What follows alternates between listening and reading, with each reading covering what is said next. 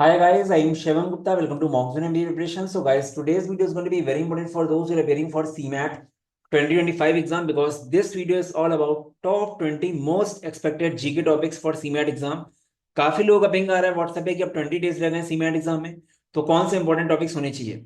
So guys, ये 20 वो topics हैं, अगर इन टॉपिक्स को आप कर लेते हो तो आपका बहुत आराम से 14-15 क्वेश्चन सही हो जाएगा CMAT एग्जाम में। ठीक है, तो गाइस ये वीडियो सभी के लिए है जिन्होंने पहले से जीके पढ़ रखी है। आप लोग के लिए एक तरह का चेक हो गया है कि आप लोग ये टॉपिक कर रहे हो कि नहीं।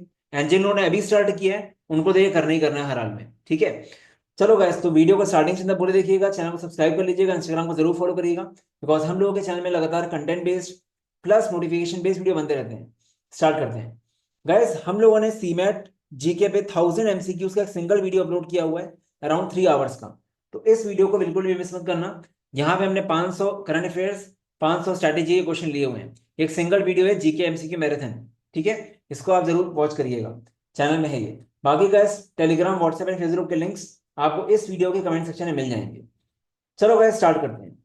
तो गाइस पहली चीज क्या है, करंट अफेयर्स। तो करंट अफेयर्स में वो क्या फोकस करना है, लास्ट 6 मंथ के करंट अफेयर्स आपको पढ़ने हैं। आप कोई भी सोर्स यूज कर सकते हो, कोई कोचिंग ली वहां से देख लो, आप यूट्यूब वगैरह वेबसाइट वगैरह से कर लो। ठीक है, बट मैं रिकमेंड करूंगा कोई सोर्स अगर आपके पास नहीं है तो ये जो 1000 GK MCQs का वीडियो मैंने डाला हुआ है इसको आप कर लो। यहाँ पे 500 करंट अफेयर्स है तो इसी को अच्छे से कर लो। ठीक है, क्योंकि देखो गाइस, मेन चीज है कि आप जीके में कितना आपको याद है। काफी लोग गलती क्या करते हैं, रटते नहीं, खाली रीड करते हैं। ठीक है, तो इतना भी सफिशियंट रहेगा। एंड जो लोग मॉकजोन के स्टूडेंट्स हैं, इसके साथ साथ आपको एक काम और करना है। आपके पोर्टल में डेली रीड्स मैगजीन के कोलेटेड पीडीएफ है जहां पे 1000 से 1200 वन लाइनर करंट अफेयर्स हैं। ठीक है, वो वाली पीडीएफ भी आपको करनी है। तो करंट अफेयर्स में ये काम करना है। सेकंड मोस्ट इंपॉर्टेंट टॉपिक है जिससे क्वेश्चन आएगा ही आएगा, अवार्ड्स एंड ऑनर्स। तो इसको अच्छे से कर लेना।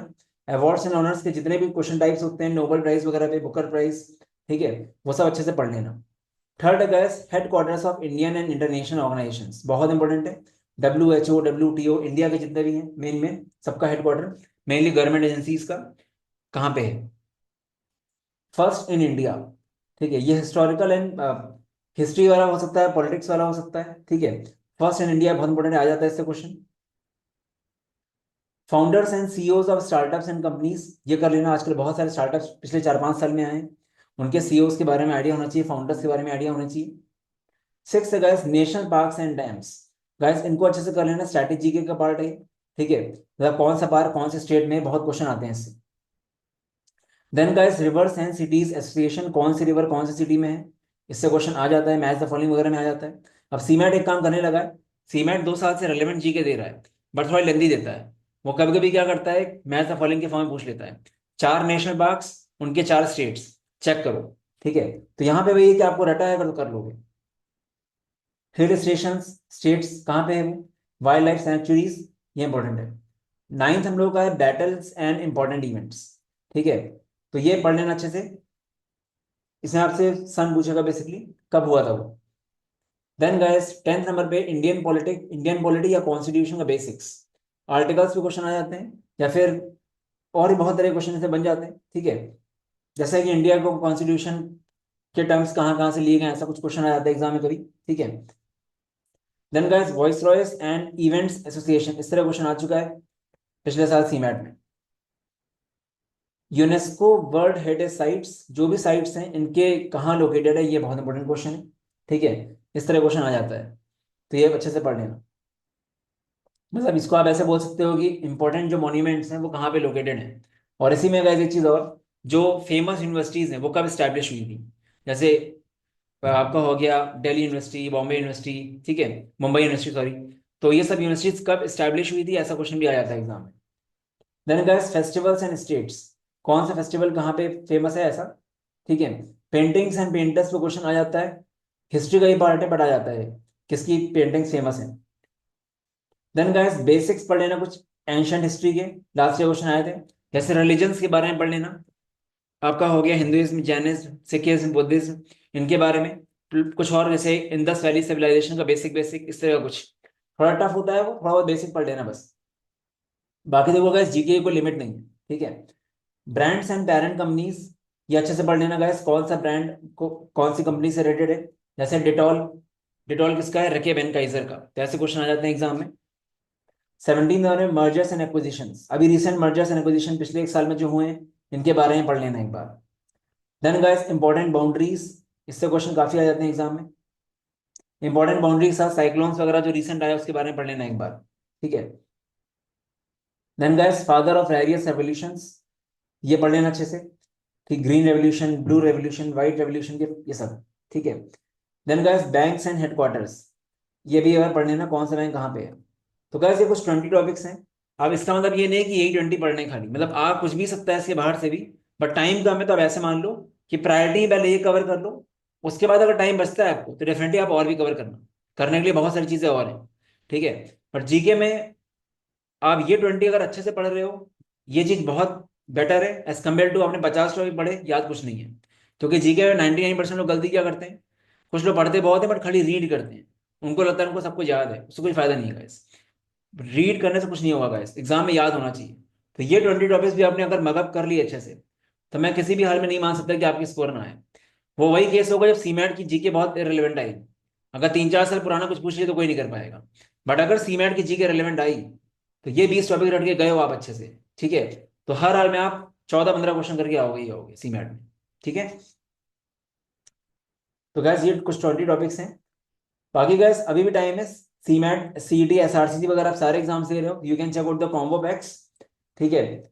लाइव प्लस रिकॉर्डेड बैच है, सब कुछ सारी वैरायटी कवर्ड है, अगर आप 7-8 घंटा दे रहे हो तो बहुत अच्छे से आपका हो जाएगा कवर, ठीक है। आई नो सीमेट में थोड़ा टाइम कम है but again it is all about content कितना क्यूरेटेड है।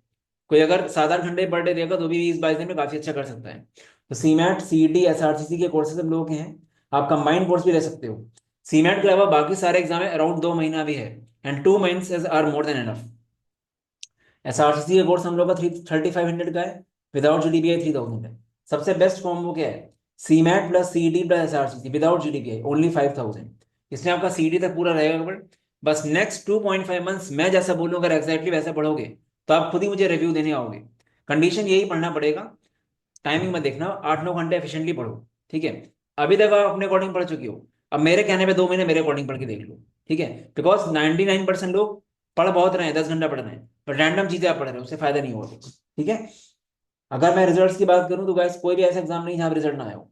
एमबीए सीडी में 14 जेबीआईएमएस कन्वर्ट्स हैं आउट ऑफ 60 सीट्स, ठीक है। जेबीआईएमएस एमएचआरडी एमएससी फाइनेंस मिला के हाईएस्ट वाज 187 मार्क्स। सीमैट में कम से कम 200 बच्चों का 98 प्लस था, 99.98, 99.97 हाईएस्ट रह चुका है। एसआरसीसी में 78 में से 18 कन्वर्ट्स। सीयूटी में कम से कम 100 बच्चों का 260 प्लस था, टॉपर स्कोर 290। तो हर इवन अभी एनमेट एग्जाम हुआ है, एनमेट एग्जाम में कम से कम 50 बच्चों का 240 प्लस है, हाईएस्ट इज 276। तो इसका रीजन यही है कि कोई भी वैरायटी क्लास में छोड़ते ही नहीं, जितना भी जो एग्जाम सोच सकता है वो सब कुछ क्लास में हो जाता है और स्ट्रक्चर रहता है बिल्कुल। और नेक्स्ट अच्छी चीज, फैकल्टी अप्रोचेबल होगी, डायरेक्टली मुझे आप पिंग कर सकते हो, अटैक कर सकते हो ग्रुप पे, ठीक है। बाकी सीमेट का अगर मॉक नहीं देखा है तो देख लेना, फ्री सीमेट मॉक है, उससे आपको आइडिया लग जाएगा, relevant as per the latest pattern है। 10 मॉक्स 499 के अच्छे से एनालाइज करोगे, काफी कुछ सीखोगे आप। बाकी गाइस ये results and reviews you can check out, काफी सारे रिव्यूज मिलते रहते हैं।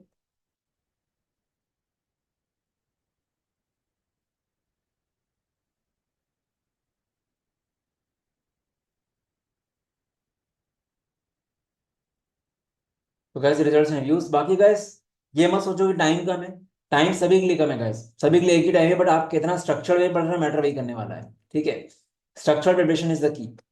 बाकी कोई डाउट है यहाँ मुझे व्हाट्सएप कर देना, एंड mockzone.in/cmat में जाओगे तो आपको डिटेल्स मिल जाएंगी कोर्सेज की, मॉक्स की, फ्री मॉक मिल जाएगा। चलो guys all the best, bye bye.